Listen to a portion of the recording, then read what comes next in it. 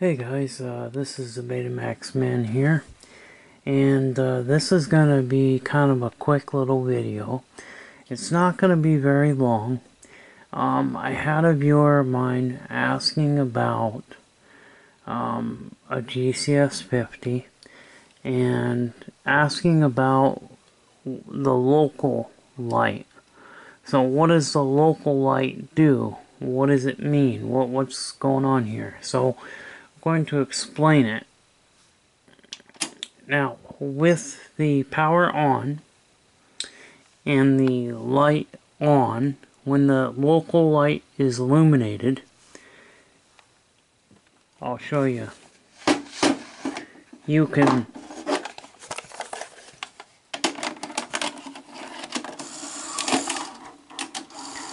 put in a cassette, you can hit play, you can hit whatever function you want and it'll work. However, if you turn, now you see the light is on, we can hit stop, well, we can hit play again. Okay, now when the light is off, that will shut off the whole entire front panel. You notice you can't do anything.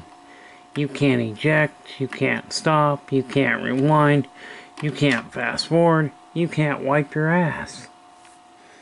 So, basically, that is what that light does. Why would Sony put this thing on there? Well, because this is an industrial model. This is a professional model. This is used for tape dubbing and stuff. They used it for other reasons too, but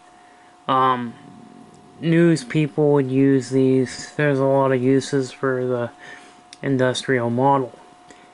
But if you're playing a tape or you're recording a tape, you don't want to let's just say this was a recording, okay?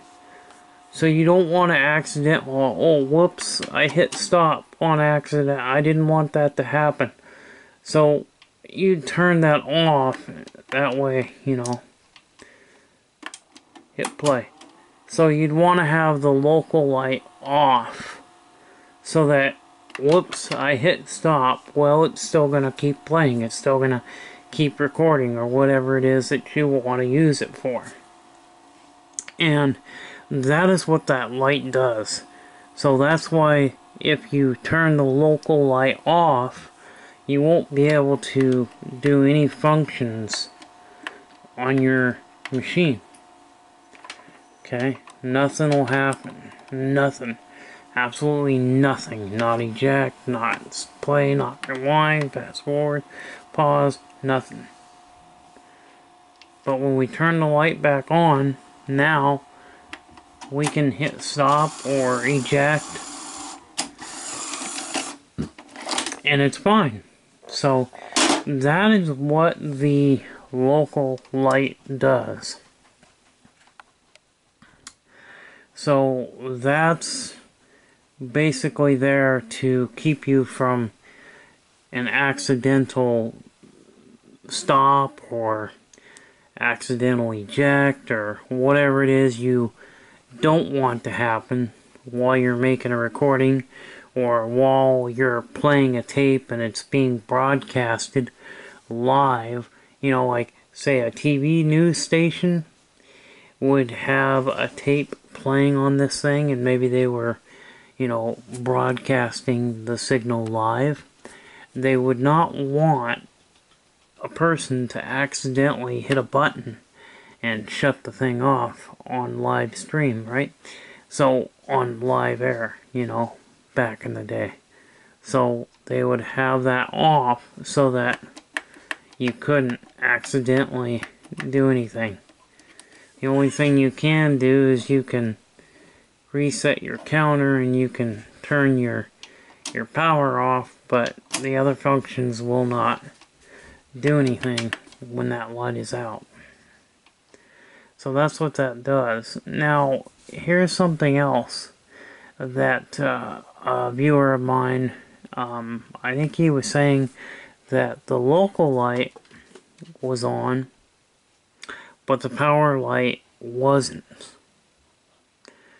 Okay, well, that could be two things. I mean, you could have a bad regulator, or you could just have the light bulb, the little light bulb is actually burned out, so you're not getting a power light. But if your local light is on and your power light's not on, but you can use the machine, like it'll accept the tape, then you probably just got your bulb is burnt out. But if you've got no power light, your local light is on, your no power light, you can't put a tape in, then that's the voltage regulator. Now, the person was saying that they did replace the voltage regulator, which is an STK5441. Now, here's the thing about these regulators. There's a lot of people buying regulators off of eBay. They're not genuine parts. They're not real regulators. They're bootlegs. They're counterfeit. They're made. They're not real regulators. And so, if they do work, they're not going to work for very long. And or they'll they will go out, or they won't work at all. So if they don't work at all, you'll still have the same problem. You won't have a power light even after installing it. That's because you got a bad regulator. I had a customer who brought me 600 in, SLH of 600, and had no power light, and he replaced the voltage regulator. He bought a regulator off of eBay. He put it in. It didn't do anything. It didn't work. I actually put in a genuine part because I actually do have had a few. At that time, I had a couple of regulators in stock. These were real, authentic Sanyo chips that were real new old stock. There's a lot of people say, oh yeah, these are new old stock. No, some of those are not even real.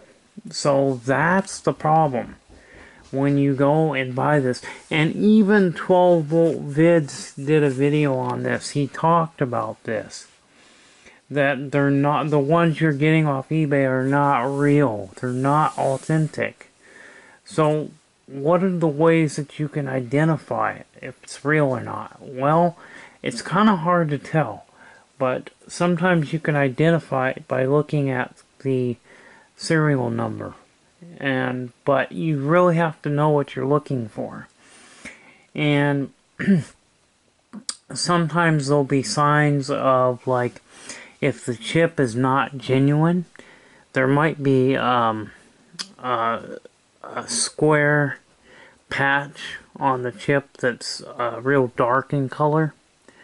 That's an indication that somebody has covered up numbers, or somebody's, they're not genuine. Okay, so anyway, yes, it could be that you've got a hold of a bad regulator, and the regulator is not authentic. It's not a real Sanyo part. It's something that somebody's made. So you have to be very careful. I have a certain seller that I go to buy them because he sells the real thing. He's not selling something that's bogus. Or you might get a bogus one that may work for maybe, say, a few days, and then it'll go out because it's not real. Or you'll have one and you might have it working. It might work for maybe, I don't know, 2 to 3 seconds, and then it'll burn out. It'll go out. I've had that too. I have myself gotten a hold of a couple of bad regulators that were not genuine parts, and one of them actually only worked for about 2 seconds, and then I had a power light for about 2 seconds and then it went out. And that was a bad chip, and I knew right away from the symptoms and what it was doing. I knew it was a bad chip. So you have to be very careful getting regulators off of eBay, because you don't know what you're gonna get, and they haven't made that part for many years. They probably haven't made that part in over 20 years. So maybe not that quite that much. Probably I'd say within the last, maybe 15-20 years they probably haven't made them. I don't know when they stopped making those parts, but they did eventually become they're not available. So I think the 90s was pretty much the last time that you could actually get those regulators. You just have to be very careful when you're buying them, because they're not always real. And so I know I'm tending to ramble on, but just be very careful of getting a hold of a bad regulator, because you can get a hold of a bad regulator. So anyway, that'll be it on this video. I just wanted to show you what on a GCS 50 what the local light is, what it does. So when the light is off, you will not be able to use any of the functions on the front. But when it's on, then you'll be able to use your machine. It's a pretty cool machine. Now, there is something that's nice about this particular model. This model does have Beta 1S. It can record in Beta 1 Super high band. So it's a high band recorder. Well, Beta 1S. There's Beta 1 Super high band. This does not have super high band. It has Beta 1S, but it doesn't have Beta 1 SHB. But it will have Beta 1S, which is a Beta 1 Super. So it has Beta 1 Super. Well, there's a switch here that you just push. You push it in. See, now we have Beta 1 light comes on. Turn it off, and then Beta 2 light comes on. Here's another thing about the GCS 50. These will not record Beta 3. They will only record Beta 1S and Beta 2. They will not do Beta 3 at all. They will play Beta 3, but they will not record Beta 3. So if you're buying these thinking you can use Beta 3, you can't. But these are a really nice, interesting, cool machine. So that's it. But yes, they do have the ability to record Beta 1S, and they have the ability to record Beta 2. Now, can you turn Beta 1S off? No. If you've got it in Beta 1, if it says it's in Beta 1, it's only going to record Beta 1S. It's not going to record the original Beta 1. It will not record the original Beta 1. It will do a Beta 1S, which was a little bit better quality image than the original Beta 1.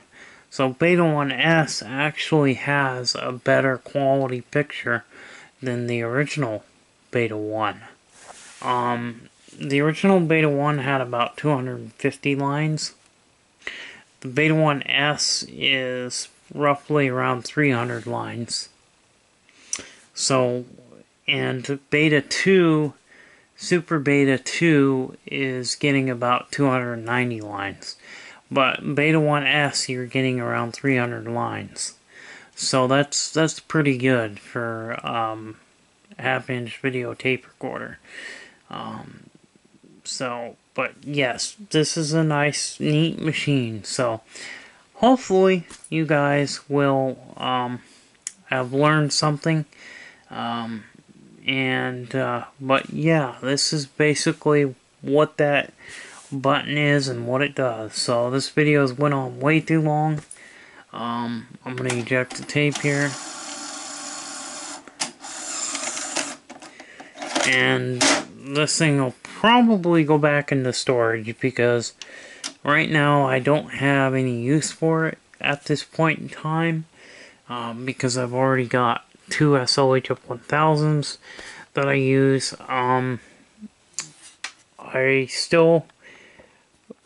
I will still keep this machine because I love this machine. I will never part with this machine. Not unless somebody's gonna offer me at least $300. You offer me $300 for it and I'll sell it. Other than that, no, I'm not selling it. So yes, there is a price, but anyway, hope you guys learned something and enjoyed the video. We'll see you in the next one. Bye-bye.